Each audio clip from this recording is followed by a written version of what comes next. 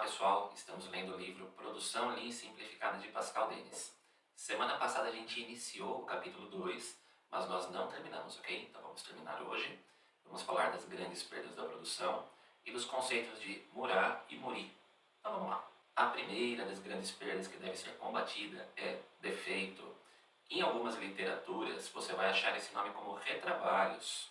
E no próprio Produção Lean Simplificada de Pascal Denis, ele cita como retrabalho. Em muitas literaturas você vai achar defeito ou retrabalho, ok?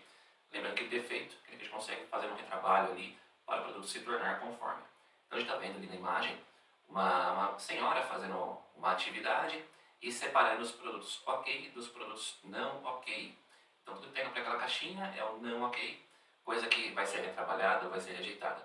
Então essa é bem intuitiva, né? É uma das perdas mais intuitivas que se tem e ela deve ser combatida a todo custo. Lembrando que o Lean não é uma caça a bruxas, né? Não é somente uma caça às perdas. Existem as metas positivas do Lean e o Lean não se concentra somente no combate a essas perdas, ok? Tenha isso em mente. A segunda das perdas que deve ser combatida, superprocessamento. Superprocessamento a gente pode entender como atividades não planejadas ou mal planejadas. Vou dar um exemplo claro aqui. Soldador foi e fez um cordão de solda, ok?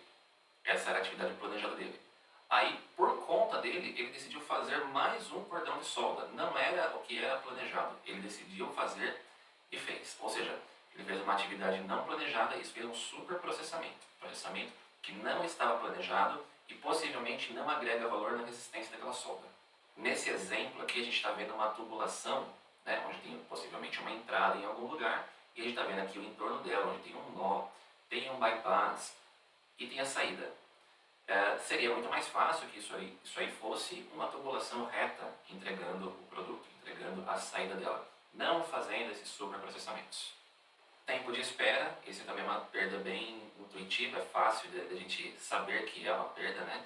Quando o operador está esperando chegar as peças para ele produzir, quando o trabalhador está esperando qualquer coisa para a atividade dele ser realizada. Lembrando, para a gente entender fácil o que é perda e o que não é. Pense assim, o cliente paga para fazer isso. Se é um soldador, ele paga para o arco aberto. Ele paga para o soldador ficar esperando. Em tese, e na prática, na verdade, né? Na prática está pagando. Só que o que agrega realmente valor para o cliente? É o arco de solda aberto. Então essa é uma perda que deve ser combatida para que a gente tenha mais tempo de arco de solda aberto. Movimentação. Movimentação também é uma super perda e às vezes ela é imperceptível. Dentro de um layout mal planejado, então a gente vê aqui na imagem, um layout onde esse caminho em vermelho é o caminho que um trabalhador percorre para fazer uma determinada atividade ou para o transporte de um produto X. Quanto mais a gente conseguir reduzir essa perda movimentação, melhor. Do lado, a gente tem uma bancada ali, onde isso eu canso de ver, tá? Muitas vezes, o trabalhador que trabalha na bancada não aplica o 5S, né? Não aplica o 5S, a gente vai falar de 5S ainda. Ele tem ali muitas coisas na frente, ele precisa buscar uma determinada chave, ele tem que se movimentar bastante, né?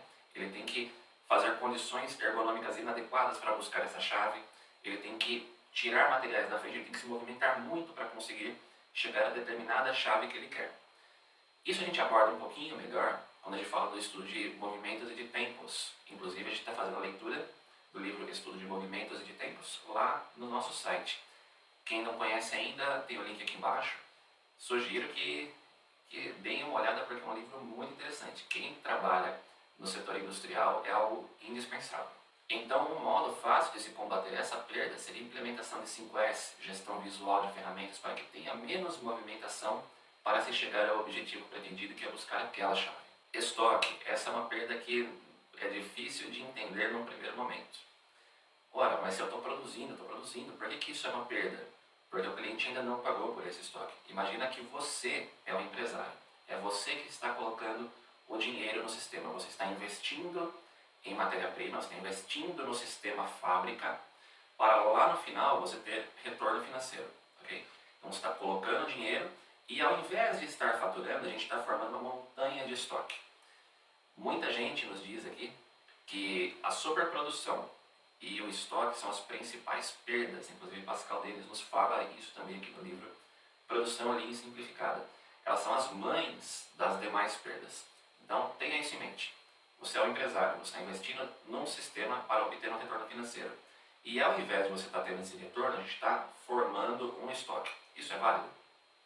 Ok, fica essa discussão aqui pra gente. Transporte. Transporte é uma atividade que muitas vezes é necessária, mas não agrega valor, a não ser que você seja o dono de uma transportadora e o seu serviço seja transporte. Mas dentro de produção, de transformação, o transporte em si ele é uma perda, é uma das grandes perdas da produção. E o quanto mais a gente conseguir reduzir o transporte de um produto dentro de um layout, mais eficiente vamos conseguir ser. Perda de potencial humano, a não multiplicação de informações importantes. Às vezes um operador que tem anos de casa, ele conhece os problemas do processo muito melhor que o próprio gestor. E a não troca de informações é uma perda. Poderia ter sido trocado informações, pode-se trocar informações, uma reunião rápida diária, de nivelamento de informações com a turma. Isso é muito importante. É mais fácil de se resolver um problema quando surge, quando todos têm o mesmo nível de informação. A sobreprodução é quando a gente produz em uma taxa superior ao TACT.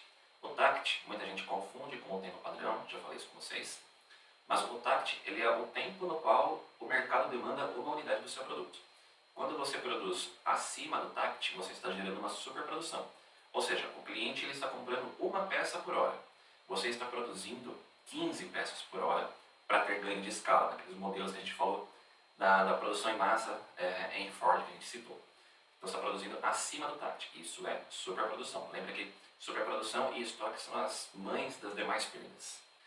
E o autor nos traz os conceitos de mudar, murar e morir. Mudar, nós falamos no clube da leitura passado, e ele engloba todas essas perdas que a gente falou agora. Mas também existem os conceitos de murar e morir. Vamos entender aqui. Suponhamos que a gente tem que fazer esse transporte do ponto A ao ponto B com essa empilhadeira. Nós temos que transportar 4 caixas. Cada caixa pesa 1 tonelada. A capacidade dessa empilhadeira é de 2 toneladas. Então, a empilhadeira vai lá do ponto A ao ponto B. Ok. E ela faz isso 4 vezes.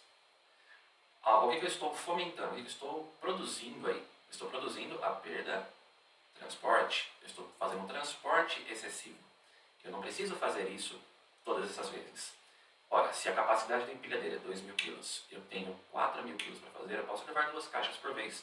Qualquer criança da quinta série saberia isso, mas não é o que acontece na prática em muitas empresas. Então, o que seria o correto? A de fazer o transporte de 2 em 2 caixas, do ponto A ao ponto B. O que seria o murar? O murar a gente vai falar de irregularidade.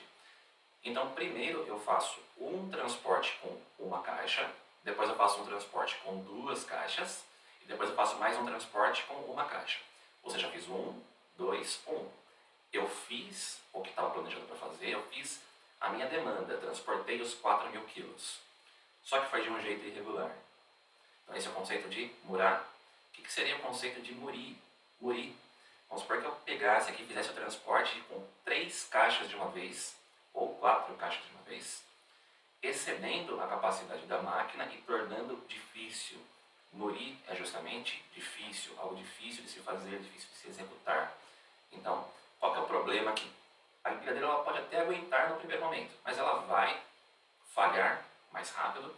Não foi para isso que ela foi projetada, ela está acima da capacidade de carga dela, é difícil de fazer. O Lean visa tornar as coisas fáceis, pessoal. Lembra daquele Japão pós-guerra, com o pessoal com baixa qualificação, dificuldade de matéria-prima? Eles tornaram algo fácil de se fazer, implementaram ferramentas para que tudo ficasse fácil de se fazer. Então, esses são os conceitos de mudar, murar e morir. Pessoal, acho que hoje foi um pouquinho mais rápido, mas a gente conseguiu abordar bem todas as perdas e os conceitos de mudar, murar e morir. Vejo vocês na próxima, até lá!